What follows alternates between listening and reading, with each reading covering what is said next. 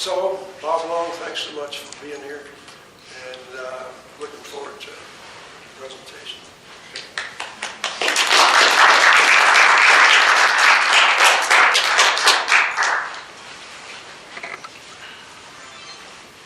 Hi, everybody. Thanks for being here. I'm really pleased. Didn't expect this many people considering everything else that's going on today. So thank you for being here. I'd like to thank the Chimay Institute International especially for being here.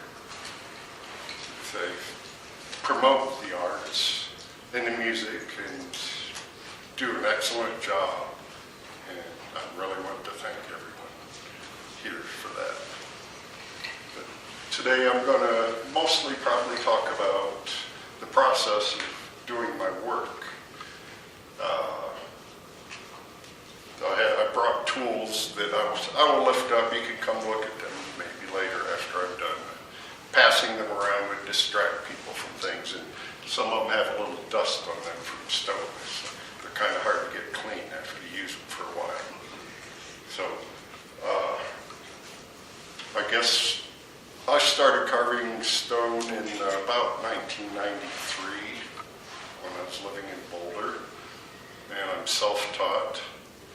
I never took any classes, so I'm at a loss to explain technical things about how sculpting goes.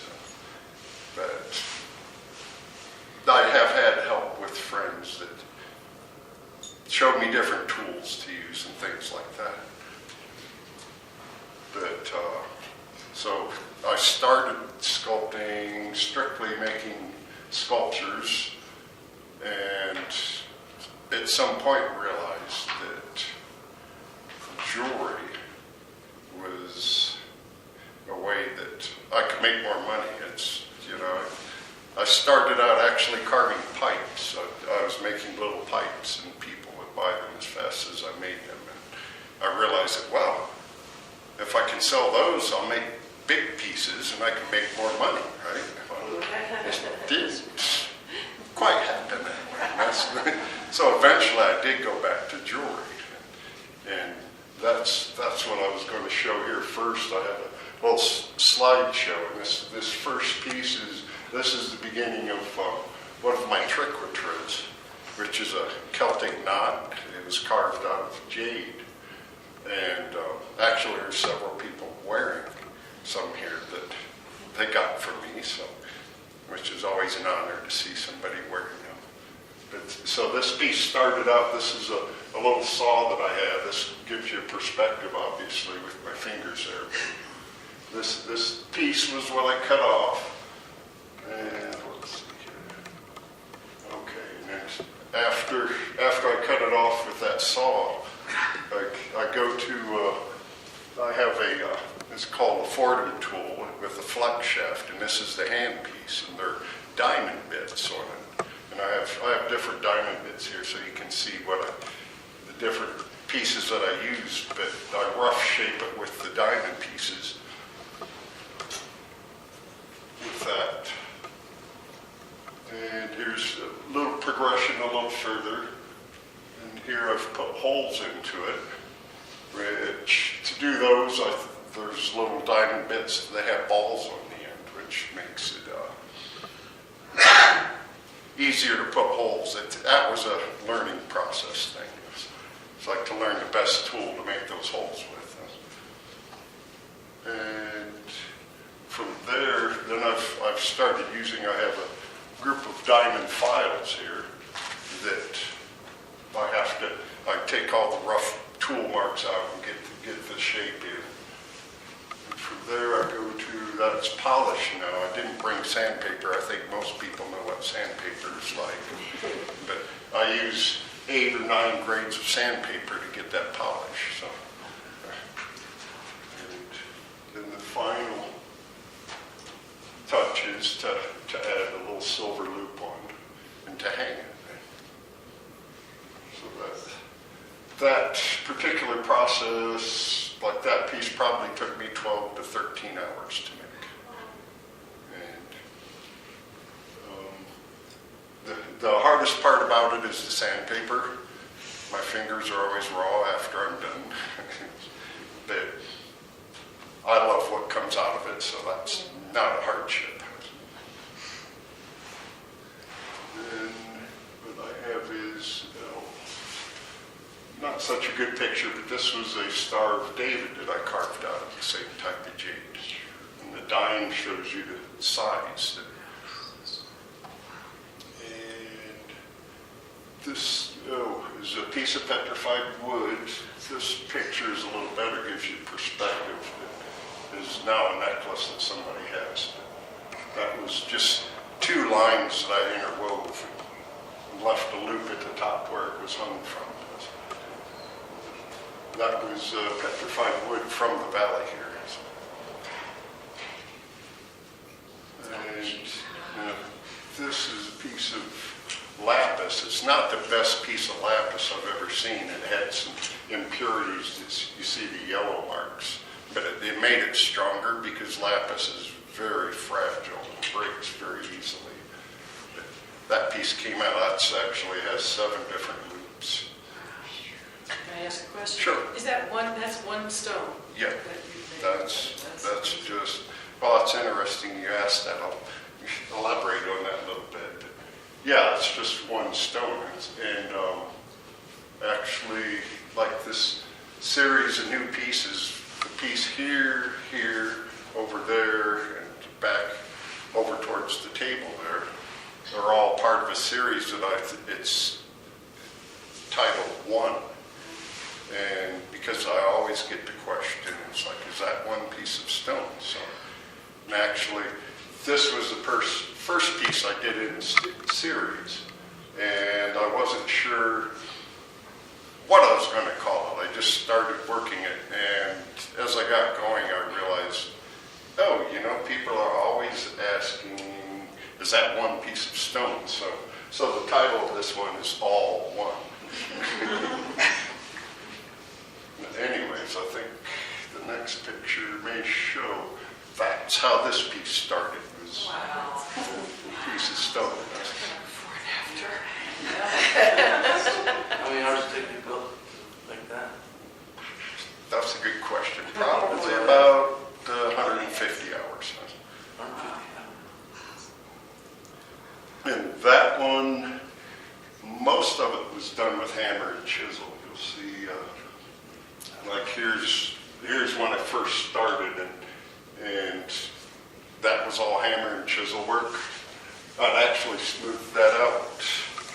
Like here's the hammered chisels. It's like you do that, and I'd smoothed it some with a rasp and files. Like this is actually a horseshoe file, or horse hoof file, I guess would be the proper term. But it works really good with alabaster. And here's when I started realizing that I was going to open it up quite a bit, and I thought that's when the idea of All One came to me. Was when I got this going. And here it's coming out again more. And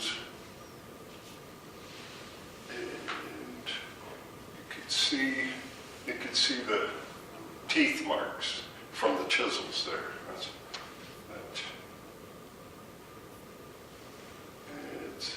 It's progressed a little further.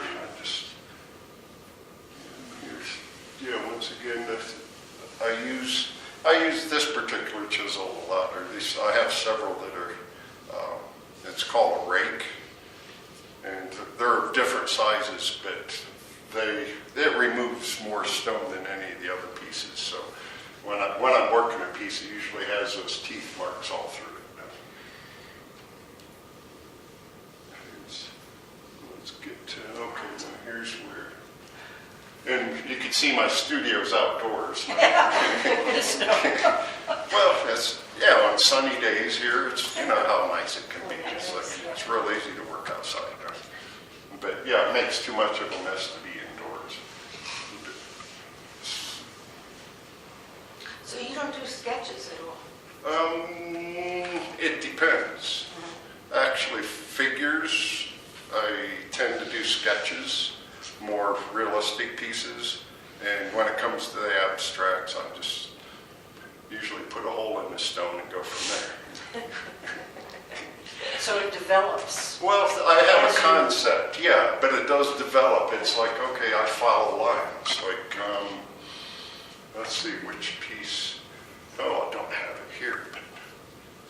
I have a limestone piece at the gallery in Crestone that is called Intimacy, and it's a piece that I had a concept. I wanted to take 3 loops and tie them together. And so as I carved it, I started to create one loop, and then as I went along, I had to figure out, okay, now how am I going to tie a loop into that, and how am I going to tie a loop into this? So it was like putting a puzzle together, really. And so as you're working along, you say, okay, where's this line going? You have to turn the stone around and look at it, and finally figure out what's going to happen. And the stone, in some ways, dictates its own how it wants to be. Okay. And I'm getting real close there, and it gets pretty scary. And about at that point, I quit using a hammer and chisel.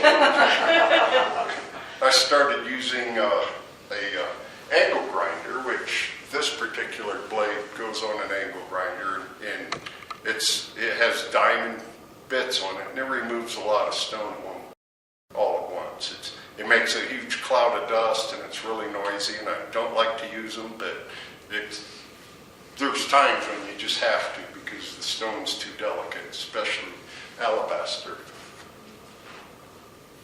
But it progressed, and I've got pretty much the whole shape. And here I've taken files, and like I have big files like this, and I have the rasp, and that takes off all the other tool marks. And then from that point, then I get to, I've done almost all the sandpaper work on that. To finish these, I use, I only went up to 400 grit. I started with 100 grit, went to 150, to 220, to 320, up to 400. And then because alabaster will stain, I put carnauba wax on them and buff them out is the final finish. But yeah, that was kind of risky to balance it on that sandbag. I wanted to get a picture of it standing up, so I was like, well, okay, nestle it in the bag. Actually, and that's one thing I didn't explain, but whenever I'm using a hammer and chisel, I always have the piece sitting on a sandbag because that helps absorb the blows from the hammer and helps keep it from breaking. Alabaster has, you can see there's a lot of different seams in here.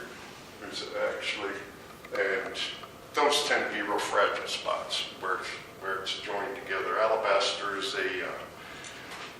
I forget what the word is, but the stone is sedimentary actually, and it's buried in the ground and compressed over time. I guess it's a gypsum is what it actually is. I guess I realize all my sculptures here are alabaster. I have worked in other stones, limestone particularly, and marble, but I really like the beauty of the limestone, so that's why that's what I have here now. And now here's a piece that I carved when I lived in Moffat, working at Sharon's shop. When I had free time, I'd carve out in front of the place. And actually there I was working with a diamond file. That's a piece of limestone, and limestone has, well, just like alabaster does, it has quartz crystals in it. They form inside the stone, and in order to get it smooth, I have to take diamond files to get it to get the smooth edges on it. That's what I was doing there. This is a slightly earlier piece. You can see all the chisel marks that I've done. Limestone's real forgiving. it's not as scary to carve as this with a hammer and chisel. I'll put it that way. And here was the finished piece. And the unfortunate thing about this piece was I had taken it off of the stand. I was polishing the stand, and I got distracted and was doing something. The wind came along and blew it over. Poof. No. And it's not the first piece I've lost to the wind. So that was a lesson I never should have had to relearn. So, yeah, I really did love that piece too. Anyway, so I used to do figures before I started doing abstracts. This was one that a friend of mine, there's a idea of perspective. And here's a dragon that I did several dragons. I used to do a lot of mythic beings. This dragon lives in Alamosa, actually. Somebody from down there bought it. Now, I did a series of sculptures that were small. There's one that has perspective that was titled The Senses. And this particular one was smell. And they were all just abstracts, but each one reminded me of something like I saw nostrils in this. So there's the smell. What's the stone on there? It looks pink. That's alabaster also. And, well, there's a perspective. Now, that one was called Touch. And all these sold. They went to different people. Because they were small. I should have learned that lesson, too. Just make small ones. They're more affordable.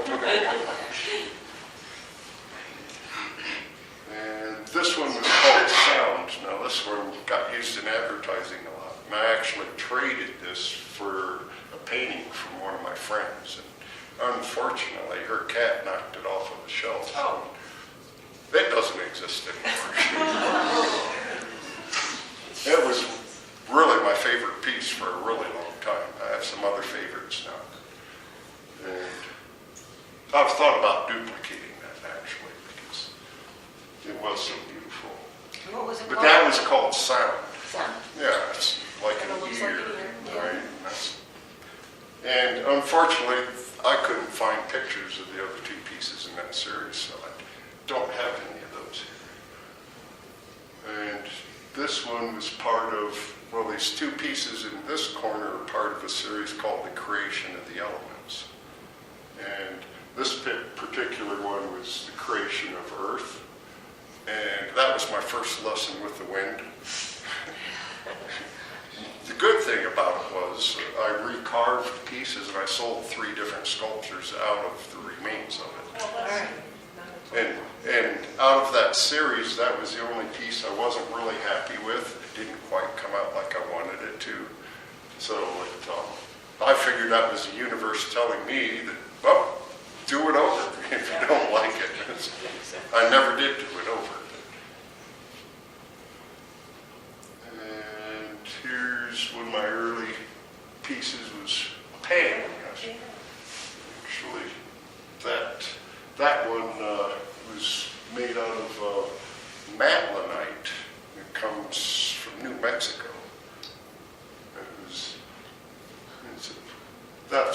That picture doesn't do it good justice. But, I guess that's all my pictures, huh? Well, so now I'm open to questions if you have more questions about, yes. When you showed us how you carved that, how you mount it, how do you get it to stand? Well, I'm not going to pick that up right now. It's kind of heavy. It's actually, there's a copper rod in the bottom of it. I drill a hole in, glue a copper rod in, and drill a hole the same size in this, and then set it on there. I see. So this comes up off of So there. when you- I could not pick that whole thing up. Right, yeah. So when you take them back home after the show or something, they come apart. Yeah. That comes off, that comes apart, that comes apart. And yeah, this one, unfortunately, the way I got it mounted, it only really sits in one direction well. That one and that one both. I have a couple pieces that swivel, but this could swivel. Actually, I've thought about remounting it, just because it isn't, I would like to see it turned in different directions. You know, it's especially displayed in a place, it's nice to have a different perspective every day, really. I guess you could always turn the whole thing. That doesn't give you a perspective as to how it is to the base. Like this piece is called One. This is the last piece I finished in the series. And I actually had it just mounted on these two rods. And it just was not strong enough, so I had to put another pin in it to make it stay. And now this piece here, the title is Death of Rape. Now, this piece was the first large piece I ever carved. And it is alabaster, and it was a learning curve for me. It probably took 1,000 hours to do this, and I used Dremel tools. I think I wore 2 of them out. One, the Dremel tools with diamond bits, and of course, legs started breaking off early on in the piece, but I was determined to finish it. So it has several breaks in it that I've put back together, and so I've never offered it for sale. But always it's like, well, this was my learning piece, and that's why I have that here. Are the bases alabaster as well? No, this is sandstone. Yeah, these 3 bases are sandstone. The base on that one is marble. It's actually Colorado Yule. Actually, it was probably illegal to do, but I was on the Crystal River. There were all these pieces of marble laying there, and I just picked a couple out. I was like, well, they're just laying here. And I find out later that somebody told me that, well, you're not supposed to pick them out now. So, and this piece is titled From One. Now,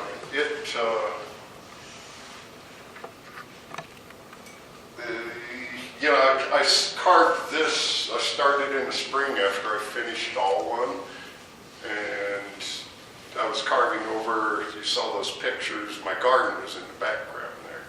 And so while I was carving this, I was watching my garden grow, and I would look at the 2, and that's a little different than the other 3 in the series. But yeah, this was from one. There are 2 different lines coming out, obviously. That was a real fun piece to carve. Actually, when I went and bought the alabaster, I buy it in Fort Collins, and I talked to the quarry owner. He quarries it and takes it into Fort Collins, and I go and buy pieces from him. And you get a price break with 500 pounds, and I was about, I think 80 pounds shy. And he had this slice sitting there that he'd sliced the piece off, and he had a guy that would buy narrow slices from him.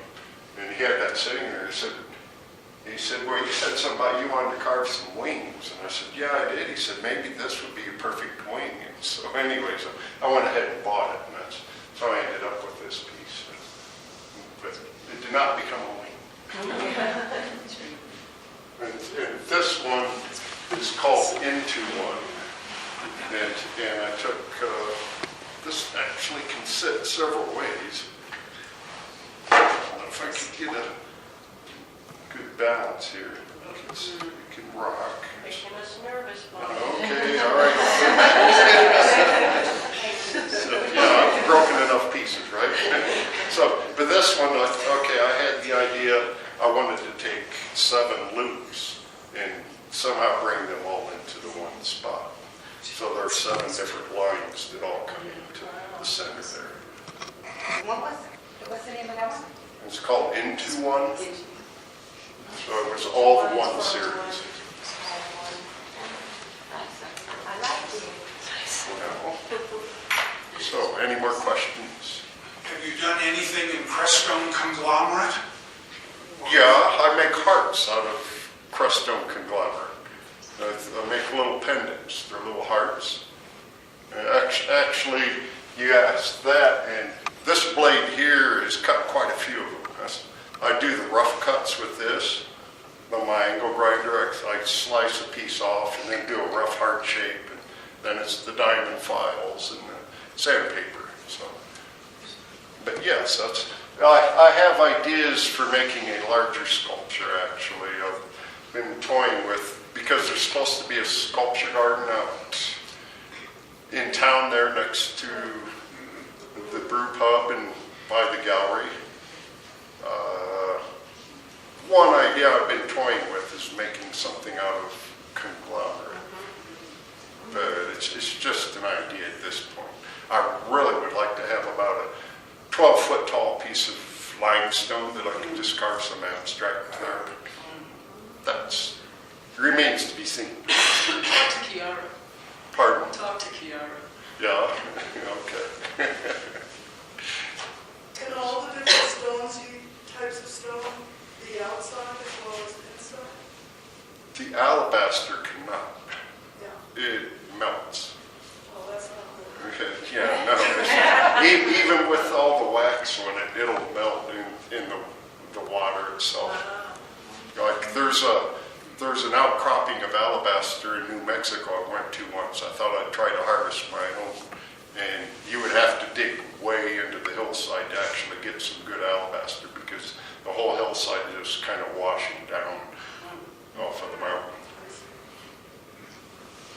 So is working on Crestone conglomerate different? Yeah, it's a lot different. I really have to use power tools with that. A hammer and chisel, it would shatter for one thing. So yeah, with the conglomerate, I would use like my angle grinder with the diamond bits and diamond files and that sort of thing, because it is a fairly hard stone. I haven't, other than the hearts at this point, that's all I've made with it. That's something about the hearts that goes with the whole area. And so many people coming from their hearts around here, I was inspired to use it for that. Yeah. Well, yes. Well, you said you use a lot of sandpaper when you're at the sanding stage. Mhm. Why don't you use like a Dremel sander?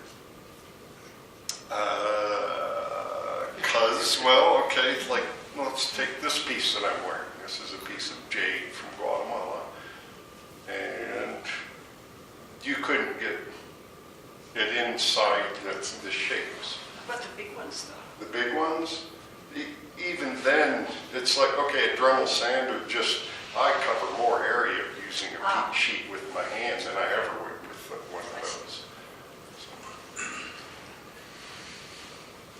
Anybody else? Well, when you first started with the little Celtic knots, and you get to the point where you're going to drill a hole, Right. how many times did you shatter it before you found the right bit to put? They didn't shatter. It was just a matter of how long it took me to get through. Really? Yeah. Okay. Let's see what I have here to show. Not that.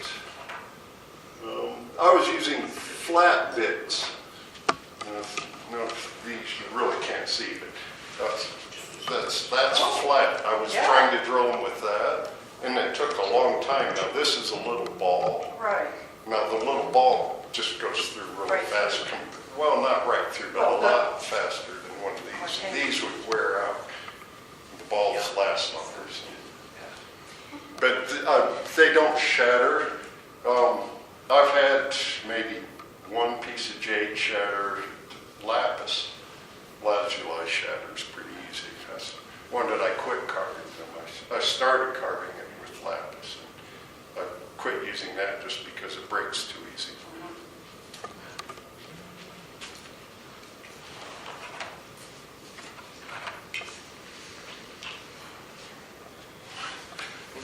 Well, What's next? what's next? Well, I have several pieces going. Okay, this piece is a Mobius strip. Does everybody know what a Mobius strip is? Pretty much. Okay, good. Well, okay, since I've been doing hearts, I've decided I'm going to make a Mobius heart. Now, I have the concept in my head. I know how I'm going to do it. I just have to execute it. I have the piece started. It's just waiting for me to get at it. How big?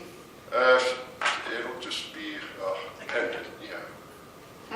Well, you know, you say that. I have some alabaster sitting around. I could do one in alabaster too, I suppose. You might consider going to the books and looking up a Klein bottle, which is relative of a Mobius strip, Yeah. except it's three-dimensional. A Klein bottle. K-L-E-I-N, Mm-hmm. Klein bottle. Okay. And it's a three-dimensional structure that is so twisted so that it has the single surface feature of Right. the Mobius strip. Yeah, that was what attracted me to the Mobius strip. Actually, I mentored at the charter school here in Crestone for a couple of years. I had one student that wanted to learn how to carve stone, and her last project was a Mobius strip, and we carved it out of limestone. It was about that big. And in fact, I was so inspired by it that I went ahead and I did another one myself, which somebody bought out of Salida, actually. So. Do you work in silence, or do you have KRCA turned up really loud? No, I have an MP3 player going with a variety of music, from jazz to classical and everything in between. I listen to a lot of different music while I'm working.